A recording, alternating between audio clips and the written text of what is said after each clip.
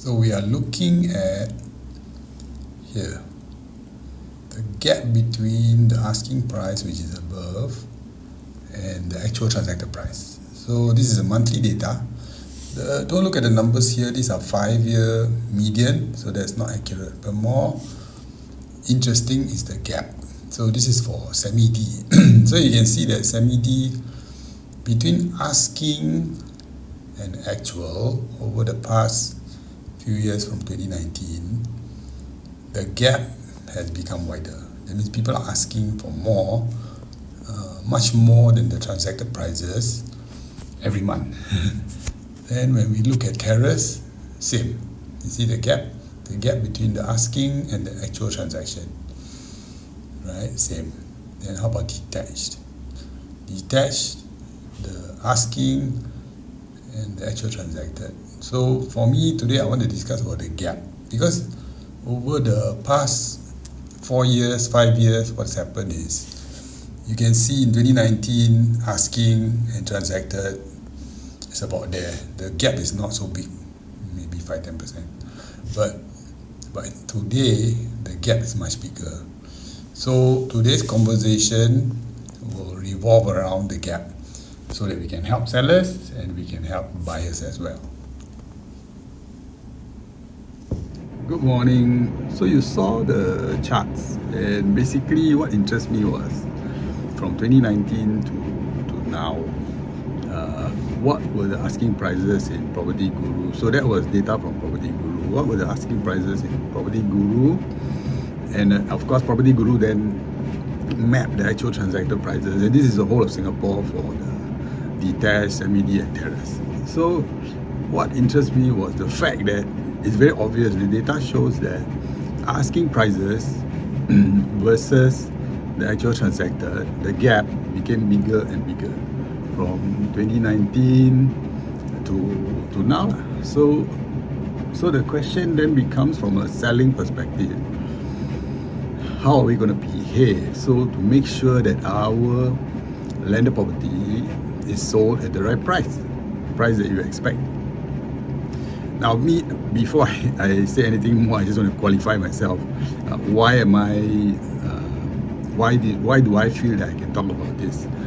Because I do commercial conserved shop houses, which are like landed property in the commercial zones.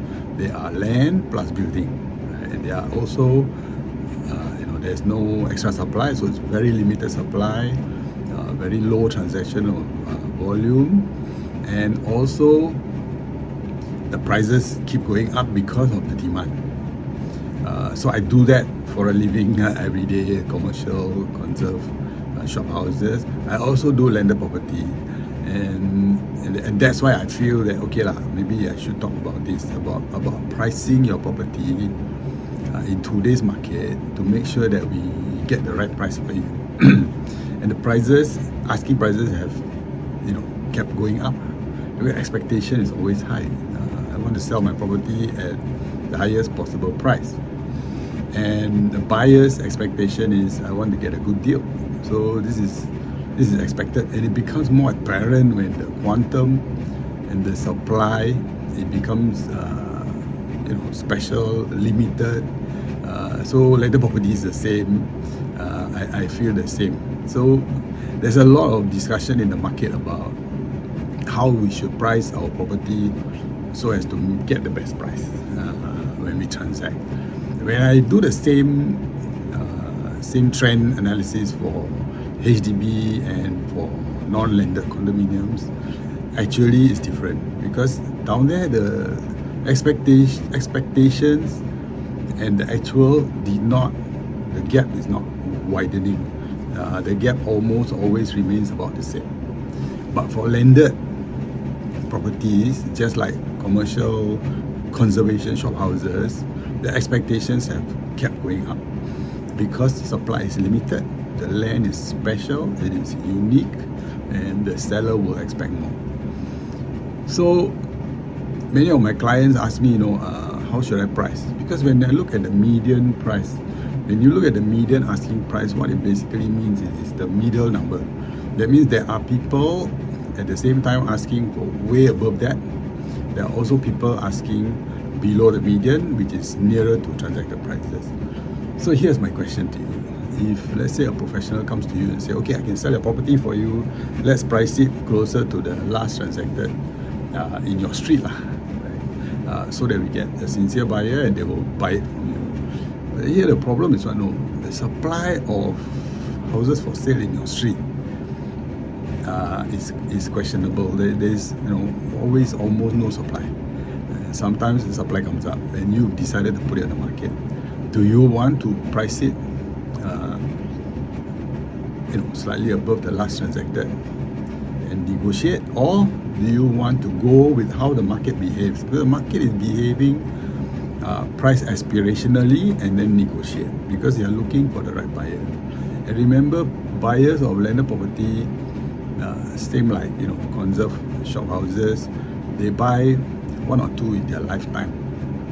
So they are looking for that special unit, and when they find the special unit, they are willing to pay for it, fair market value. They will negotiate with you. They love it so much they will negotiate with you, and then you are in a position to negotiate. And I say this from a purely salesman's perspective, and I've sold for 33 years.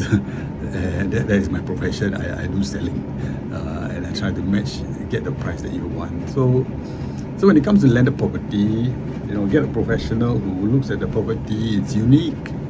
Looks at all the all the advantages and the plus points, and realize the negatives as well, and then go out there, look for a buyer who loves all the advantages and willing to accept and compromise with the negative points, and of course willing to pay a good price. Because when you are selling your landed property, it is not a commodity. It is a unique proposition, and it is special. So get someone who can do that for you, and not just make a quick deal and walk away, right? So that's my advice to you. The gap between median asking prices and the actual transacted median prices is widening, and I think it's good to behave similarly in the market. As a seller, you behave the way all other sellers behave, and as a buyer, of course, you behave as all other buyers behave.